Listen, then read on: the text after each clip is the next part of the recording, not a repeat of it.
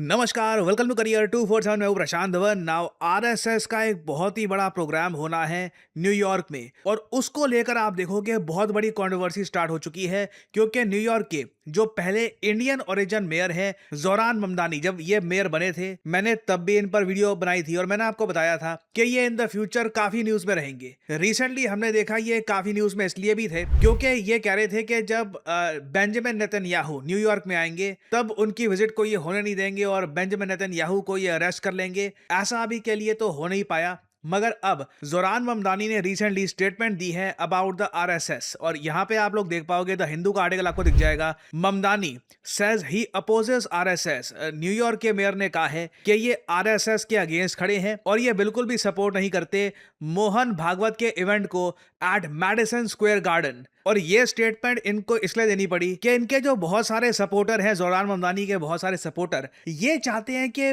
All together जो RSS chief का event होने वाला है न्यूयॉर्क में, इसको कैंसिल ही करा दिया जाए। मगर जोरान ममदानी ने यहां पर यह बोला कि ये अभी अनश्योर है, इनको पता नहीं कि क्या सिटी के पास जुरिस्डिक्शन है कि वो किसी प्राइवेट इवेंट को कैंसिल कर सकते हैं या नहीं। यहां पे आप देख पाओगे mayor Zohran Mamdani opposes New York event of exclusionary RSS, मगर इन्होंने कहा कि अभी के लिए मुझे रास्ता नहीं दिख रहा कि मैं इसको कैसे रोक पाऊंगा। ना एक बार को आपके माइंड में यहां पर सवाल यह भी आ सकता है कि राष्ट्रीय स्वयंसेवक संघ का एक बड़ा इवेंट मैडिसन स्क्वायर गार्डन, जो एक लेजेंडरी स्टेडियम है न्यूयॉर्क में, वहां पर क्यों किया जा रहा है। इसका आंसर यहां पे अपने सामने आप लोग देख पा रहे होंगे। आरएसएस ने रिसेंटली सेलिब्रेट किए हैं अपने 100 इयर्स ऑफ एस्टैब्लिशमेंट। 1925 को आरएसएस को एस्टैब्लिश किया गया था, तो 100 साल ये लोग पूरे कर चुके हैं आज के समय। भारत में आरएसएस के आप अगर मेंबर्स देखो तो परहैप्स 6 से 7 मिलियन मेंबर्स आपको दिख जाएंगे, और अब ये लोग एक ओवरसीज आउटरीच कर रहे हैं। आरएसएस ये मान के चल रहे हैं कि आने वाले कई सालों में इनको यूएस, कनाडा और यूके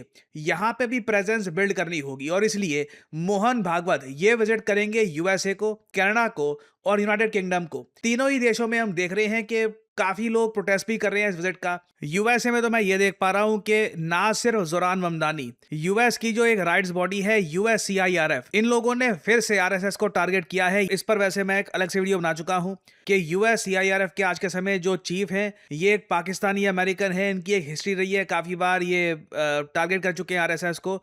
तो उन्होंने फिर से यहाँ पर रिसेंटली एक कॉल दी है कि आरएसएस के जो चीफ हैं इनकी विजिट को रोकने की आवश्यकता है। आरएसएस पे सैंक्शंस की ये बात कर रहे थे, और मोस्ट रिसेंटली 27 अगस्त को आप देखोगे तो यूएससीआईआरएफ की एक प्रेस रिलीज आई है जहां पे ये कह रहे हैं कि पूरे भारत को India must be held accountable for religious freedom violations. और ये इधर आप देख पाओगे, ये यूएससीआईआरएफ की सरकारी वेबसाइट है। जी हाँ, ये यूएस गवर्नमेंट की जो सरकारी वेबसाइट है, ये मैं आपको दिखा रहा हूं। इन लोगों ने पूरी एक प्रेस रिलीज जारी करी है जहां पर ये कह रहे हैं कि यूएससीआईआरएफ बहुत ज्यादा कंसर्न है मोहन भागवत की विजिट को लेकर। आई मीन, मुझे याद नहीं आ रहा आखिरी बार एक फॉरेनर की विजिट को लेकर, जो अमेरिकन के लिए फॉरेनर है, एक विजिट को लेकर इतना ज्यादा इशू रेज हुआ हो। आई मीन, बेंजामिन नेतन्याहू भी जब यूएस जाते हैं ना, इस लेवल का रेजिस्टेंस देखने को नहीं मिलता जो यहां पर देखने को मिल रहा है। इधर आप देख पाओगे ये यूएससीआईआरएफ ये कह रहा है कि मोहन भागवत की विजिट को लेकर ये बहुत ज्यादा कंसर्न है। फिर ये आगे कहते हैं कि यूएससीआईआरएफ ने कई बार रिपीट किया है कि मेंबर्स ऑफ आरएसएस सब groups have perpetrated violent attacks against India's minorities including Christians, Dalits,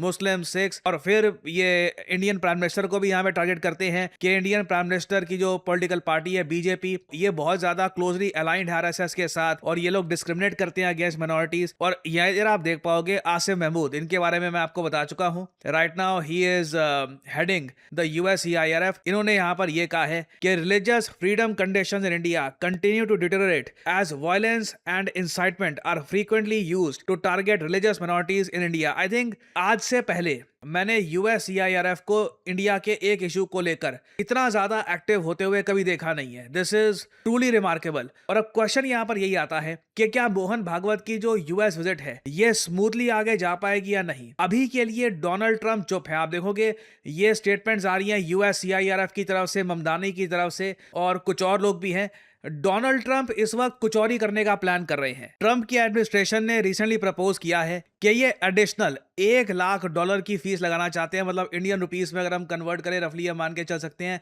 99 lakh या 1 करोड़ के आसपास का अमाउंट हो गया। तो अब क्या होगा कि अगर किसी को H1B वीजा चाहिए तो 1 करोड़ की एडिशनल फी लगेगी। ये ऑब्वियसली बहुत कम लोग अफोर्ड कर पाते हैं। 1 करोड़ रुपए आज भी एक रकम होती है। कई लोग अगर मान लो 1-2 करोड़ का मकान खरीदते भी हैं, कहीं पे फ्लैट परचेज करते हैं, तो वो भी लोन के जरिए होता है जिसकी किस्तें चुकानी होती है 10-20 सालों में। 1 करोड़ रुपए इकट्ठा बहुत कम लोगों के पास होता है। कई लोग यूएस इस उम्मीद से ही जाते हैं कि वहां पर जाएंगे, धीरे धीरे पैसा इकट्ठा करेंगे, 50-60 लाख इकट्ठे हो जाएंगे, वापस भारत में आएंगे। तो जो ये H1B वीजा को ऑलरेडी ट्रंप काफी हद तक डैमेज कर चुके हैं, उसके ऊपर अब ये एडिशनल 1 करोड़ की फीस लगा रहे हैं। इससे देखिए भारत के जो रेमिटेंसेस आते हैं यूएसए से, उसको चोट तो डेफिनेटली पहुंचेगी। या फिर ऑल टुगेदर अमेरिकन कंपनीज यही डिसाइड करेंगी कि इंडियन वर्कर्स को यहाँ पर यूएस को लेके आना, सीधा भारत में ही बनाओ बहुत सारे ऑफिसेस और सीधा अपना काम यहीं से आउटसोर्स करो। But again things will be very difficult. Trump का जो टारगेट है आज के समय ये अलग ही है।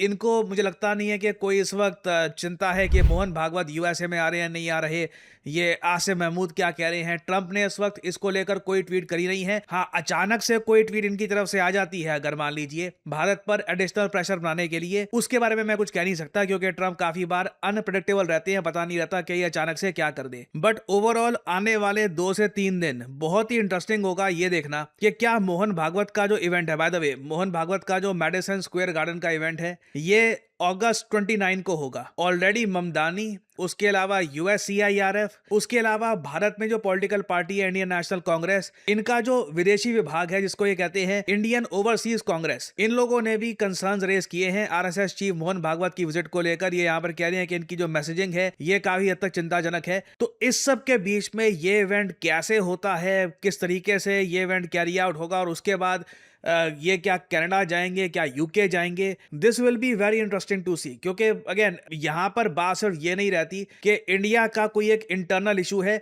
यहाँ पे ये बहुत हद तक इंटरनेशनलाइज हो चुका है। और आई थिंक आने वाले समय में इस टॉपिक से रिलेटेड जो भी अपडेट्स आएंगी उसके बारे में मैं आप लोगों के लिए अपडेटेड वीडियोस लाता रहूंगा। और फाइनली यहाँ पे आप लोगों से मैं एक सवाल पूछूंगा, वो कौन सा देश है जिसने रिसेंटली लॉन्च कर दिया है ऑपरेशन इकोनॉमिक आउटकास्ट ईरान के अगेंस्ट, कि बस ईरान को तो अब इकोनॉमिकली डिस्ट्रॉय ही कर देना है। इसको इकोनॉमिक डी डे भी कहा जा रहा है। डी डे आपको पता होगा वर्ल्ड वॉर 2 में एक बहुत ही ज्यादा इंपॉर्टेंट ऑपरेशन लॉन्च किया गया था नाजी जर्मनी को बिल्कुल हरा देने के लिए। तो इसको एक इकोनॉमिक डी डे का नाम दिया जा रहा है। बताइए ऑपरेशन इकोनॉमिक आउटकास्ट किस देश ने लॉन्च किया है हाल ही में ईरान के अगेंस्ट? ये है यहाँ पे आपकी options, United kingdom, Japan, USA या फिर जर्मनी। कमेंट सेक्शन में करिए उत्तर। जो लोग देंगे सही आंसर उनकी कमेंट में दे दूंगा हार्ट, ताकि बाकी लोग समझ पाएं कि सही उत्तर क्या है। Career 247 means jobs. हमारे कोर्सेज के बाद कई लोग जॉब प्राप्त कर चुके हैं और इनके टेस्टिमोनियल्स हम आपके साथ लगातार शेयर करते रहते हैं और इन द फ्यूचर भी बहुत सारे और टेस्टिमोनियल्स शेयर करेंगे।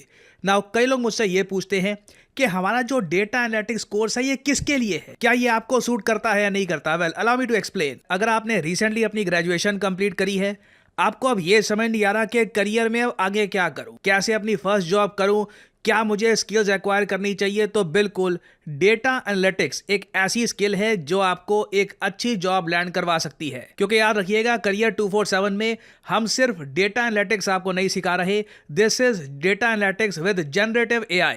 याद रखिएगा जो सर्टिफिकेट आपको मिलता है करियर 247 की तरफ से, this is in collaboration with IBM, जी हाँ, the international giant IBM and NASSCOM। तो इन वेरी सिंपल वर्ड्स, अगर आप अपनी ग्रेजुएशन कर भी रहे हैं इस वक्त, आप BA कर रहे हैं, BCom कर रहे हैं, या फिर आप इंजीनियरिंग में कोई ग्रेजुएशन कर रहे हैं, या फिर आप इंजीनियरिंग फील्ड में हैं, डज नॉट मैटर, आप डेटा एनालिटिक्स का कोर्स कर सकते हैं। This will help your resume tremendously. और क्या डेटा एनालिटिक्स सीखने के लिए आपका मैथमेटिक्स बहुत अच्छा होना चाहिए, कोडिंग आनी चाहिए? None of that. आपको अगर बेसिक कंप्यूटर यूज करना आता है तो बिल्कुल ये कोर्स आपको सूट करता है। आपको बेसिक अंडरस्टैंडिंग है मैथमेटिक्स की तो बिल्कुल आप एक अच्छे डेटा एनालिस्ट बन सकते हैं। You can learn the skill. तो ये कोर्स एक्चुअली बहुत से लोगों की हेल्प कर सकता है। चाहे आपकी जॉब ऑलरेडी लग चुकी है, आप खुद को अपस्किल करना चाहते हैं प्रमोशन के लिए या फिर एक बेहतर अपॉर्चुनिटी के लिए किसी और कंपनी में, आप स्टार्टर हैं, पहली जॉब की तलाश कर रहे हैं, for pretty much everyone career 247 data analyst course is a great option. क्योंकि यहाँ पर कोर्स कंप्लीशन के बाद आपको अपना रेज्यूमे कैसे बिल्ड करना है, हम वहाँ पर भी आपकी हेल्प करेंगे, मॉक इंटरव्यूज़ में हेल्प करेंगे, इंटरव्यू प्रिपरेशन आपको देंगे, गिटहब पोर्टफोलियो कैसे आपको बनाना है ये आपको बताया जाएगा। तो आप अगर अपनी जर्नी स्टार्ट करना चाहते हैं in the field of data analytics तो बिल्कुल ज्वाइन करिए ये प्रोग्राम।